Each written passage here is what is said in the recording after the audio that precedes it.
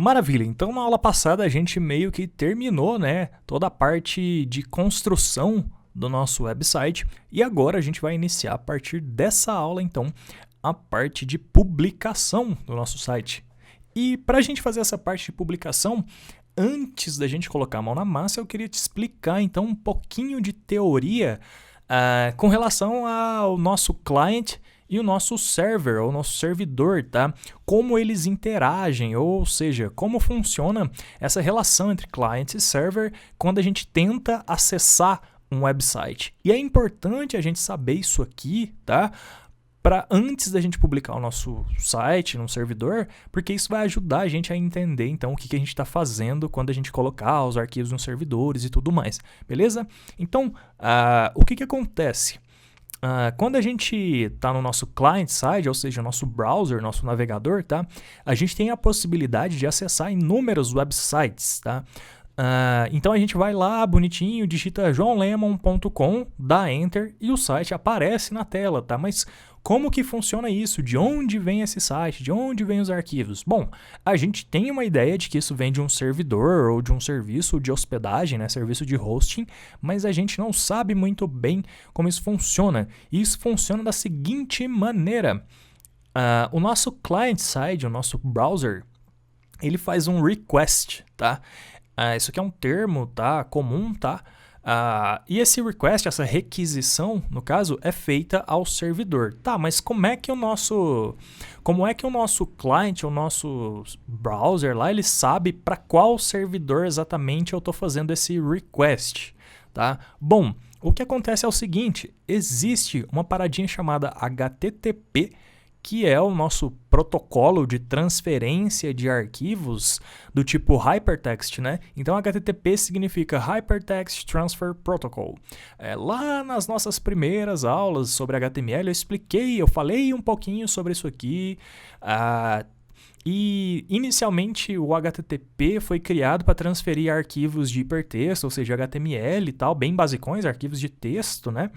E depois o protocolo foi sendo incrementado para aceitar transferências de imagem, de vídeo e de vários tipos de arquivo, beleza? Tá, então o que acontece? Você já deve ter visto que aqui fica http:// e aí sim o endereço do site, tá? Isso significa, logo de cara, então, que se a gente está usando o protocolo HTTP, porque existem outros protocolos, tá? Mas se a gente está usando o HTTP, significa que a gente está tentando acessar um site, tá?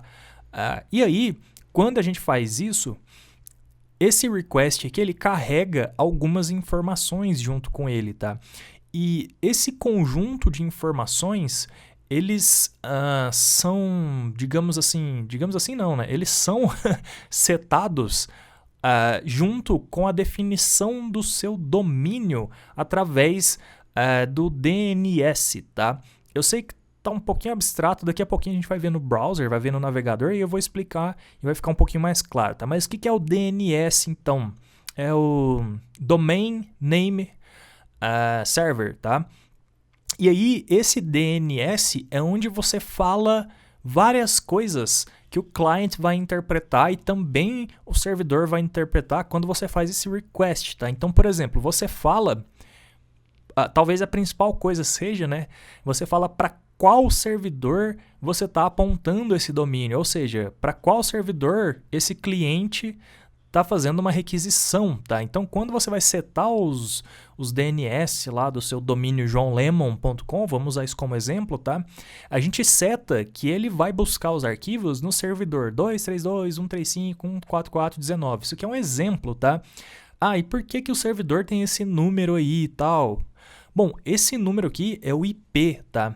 A web, os sites, eles são identificados via IP. Na verdade, não os sites necessariamente, mas os servidores, tá? Os servidores, então, todo servidor ele é identificado via IP, tá? Então, o nosso DNS, ele transforma essa palavra, joãolemon.com ou mariaorange.com ou anamelon.com, ele transforma isso num conjunto de dados que via protocolo HTTP vai conseguir ser lido pelo nosso servidor. E aí o que acontece? O nosso servidor ele vai ter lá uma pastinha dentro dele, tá? Com o nosso joaolemon.com. Só antes da gente entrar em detalhes sobre o servidor, eu coloquei aqui serviço de hosting, tá? O que é serviço de hosting e por que o servidor está dentro de serviço de hosting? Bom, serviço de hosting são as empresas, tá? Que fornecem os servidores, tá? Os servidores web, principalmente, eles são amplamente dominados por empresas, tá? Você pode configurar um servidor web na sua casa e conectar ele com a internet? Bom, sim, mas é bastante complexo, digamos assim, não vale a pena montar um servidor local para conectar com a internet, tá? Por isso que empresas fazem isso, tá? E aí tem empresas famosas como a AWS e a Amazon, tem a própria Google Cloud, tá? Que fala que está na nuvem, mas na verdade é um servidor que está em algum lugar, tá? E tem outras empresas de web hosting mesmo, tipo HostGator, Hostinger, Bluehost e várias outras famosas por aí, beleza? Todas fazem a mesma coisa, todas têm lá um conjunto de servidores, tá? Algumas delas têm salas gigantescas, abarrotadas de servidores, né? E um servidor, então, esse cara aqui, ele é um computadorzão lá super potente, com bastante espaço de armazenamento, memória e tudo mais. E dentro dele, então, vai ter um software, né? Que geralmente é o software do servidor. Então, tem vários tipos de servidores, né? Vários tipos de software rodando dentro desse servidor. E esse software principal, por exemplo, Apache é um tipo de servidor que serve arquivos PHP, por exemplo, tá? Tem servidor para Ruby, tá? Ruby on Rails, tem servidor para JavaScript, que é o Node, por exemplo, Node.js, tá? Então tem vários tipos de softwares que rodam desse lado de cá e não no client, tá? Ele roda dentro do servidor. E aí, então, esse software vai receber esse request cheio de informações, tá? Essas informações são enviadas via headers, tá? Eu já vou mostrar ali no browser, e aí, então o nosso servidor vai ler isso, interpretar, né? E aí então ele vai conseguir entender quais arquivos especificamente você está pedindo, tá? Em qual pasta dentro desse servidor ele vai buscar esses arquivos. Por quê? Porque a gente pode ter várias pastas dentro do mesmo servidor, tá? A gente pode ter vários sites, ou um pode ser site, outro pode ser um aplicativo, outro pode ser qualquer outra coisa lá que você tenha, tá? Então, um servidor, nada mais, nada menos, ele armazena várias aplicações, tá? Beleza. Dito isso, então, o que acontece quando o servidor recebe esse request via HTTP com esse monte de informações que foram agregadas a essa palavrinha aqui, a esse domínio, né, via DNS, tá? E via headers no request. Ele entende isso, interpreta, busca esses arquivos aqui dentro da pasta João Lemon, nesse exemplo aqui, né? E aí ele devolve. E aí, quando ele devolve, aí é com o nosso client, tá? O nosso servidor está basicamente servindo, né? Então é um cliente que quer ser servido, digamos. Basicamente, literalmente é isso, tá? E aí o nosso servidor, então, ele serve o nosso cliente, não o nosso client, com esses arquivos. E aí, então, o nosso client faz todo o trabalho de renderização, tal, que a gente já viu lá na nossa aula sobre client-side, beleza? Tá, isso é teórico, acho que você conseguiu entender, belezinha, né? Não é tão complexo assim, mas vamos dar uma olhada nisso na prática, tá? Bom, na prática eu vou conseguir mostrar só o lado do client, tá? Eu não vou conseguir mostrar o lado do server, porque eu não tenho um server, tá? Mas vamos lá. Eu vou fazer o seguinte, eu vou abrir aqui esse site que chama What's My DNS, tá? Qual é minha DNS? Lembra que eu falei que DNS é Domain Name Server, tá? Então, se eu digitar aqui, ó, codedesigners.cc, tá? E vou buscar, o que ele vai fazer? Ele vai me dar, primeira coisa, o IP do servidor, tá? O DNS, ele é um conjunto de informações. Então, uma informação, um registro DNS do tipo A. O tipo A, ele vai ser sempre o servidor, tá? Para onde que está indo? Quando eu digito codedesigners.cc, para onde que eu devo ir, tá? Então, esse aqui é o principal que a gente tem que ver, que é onde a gente tá apontando o domínio para ele pedir os arquivos, né? Para ele puxar esses arquivos, para ele pedir os arquivos para o servidor. Então, isso aqui é o IP do servidor. E a gente tem vários outros, tá? Por exemplo, o MX é para e-mail, tá? E aí, se eu der uma busca aqui, ele vai mostrar que eu estou usando esse endereço aqui para gerenciar e-mails, tá? Para enviar e receber e-mails. mail.codesigners.cc, tá? E por aí vai. Cada um desses tipos de dados DNS aqui, digamos assim, serve para uma coisa diferente, tá? E para manjar mesmo disso aqui, você teria que manjar bastante de servidor. Eu confesso que eu não sei muito, eu sei o suficiente, que é o quê? São os registros do tipo A, os registros do tipo MX, que a gente às vezes tem que alterar se a gente estiver usando um serviço de e-mail que não é fornecido pela própria hospedagem pelo nosso próprio hosting, tá? Se a gente contratar um serviço para hosting dos arquivos e outro serviço para enviar e receber e-mails, aí a gente tem que setar, então, eles de maneira diferente, tá?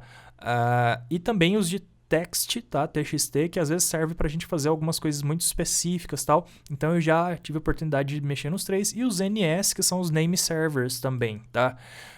Que aí a gente pode usar o name server também para apontar o nosso domínio para um servidor, tal, de uma maneira relativamente mais fácil, tá? Beleza. Então, dito isso, tá? Olha só, o nosso A aqui, então, é o nosso 192.168.214.135, tá? Agora eu vou fazer o seguinte, eu vou abrir uma aba nova, vou abrir o nosso Developer Tools, e aí eu vou na aba Network aqui. E agora eu vou fazer uma requisição para codesigners.cc. Nessa requisição, a aba Network, ela vai mostrar para a gente, então, tudo que está acontecendo.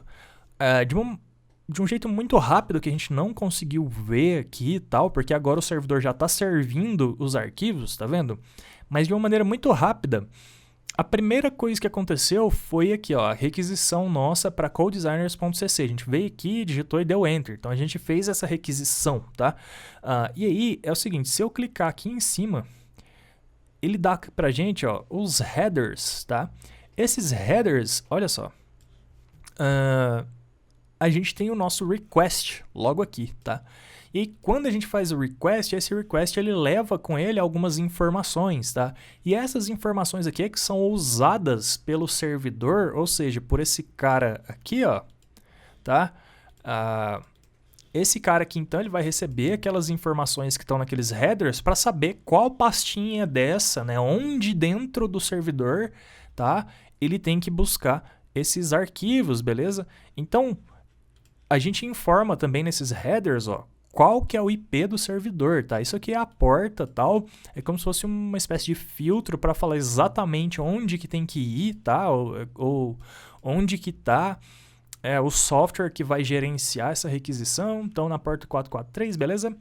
E aí, então, esses requests aqui vão junto quando a gente clica aqui e dá Enter, beleza? E isso aqui geralmente está atrelado ao que a gente seta nos nossos name servers, no lado do nosso domínio, beleza? Então, fechando aqui o raciocínio, quando a gente requisita alguma coisa, a gente está enviando para onde a gente está requisitando, e aí então o software lá do nosso servidor vai entender isso aqui, vai entender que a requisição está sendo feita para essa URL aqui, e aí então ele vai achar os arquivos referentes a essa requisição para esse servidor com essa URL e vai servir de volta via protocolo HTTP, tá? Então é assim que funciona essa relação entre client e server. E dito isso, a partir da próxima aula, então a gente já vai começar a mexer nisso aí, a gente vai a gente vai entender como publicar um site, tá? E a gente vai fazer de duas formas. A primeira maneira que a gente vai fazer é local, ou seja, no nosso próprio computador, tá? A gente vai simular um servidor no nosso próprio computador e isso é bom quando a gente está em estágio de desenvolvimento, tá?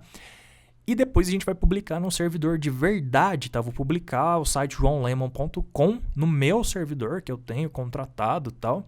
E eu vou te mostrar então como fazer dos dois jeitos, tanto localmente para questões de desenvolvimento e quando estiver pronto você publica então no servidor verdadeiro na web, beleza? Então é isso, te vejo na próxima aula.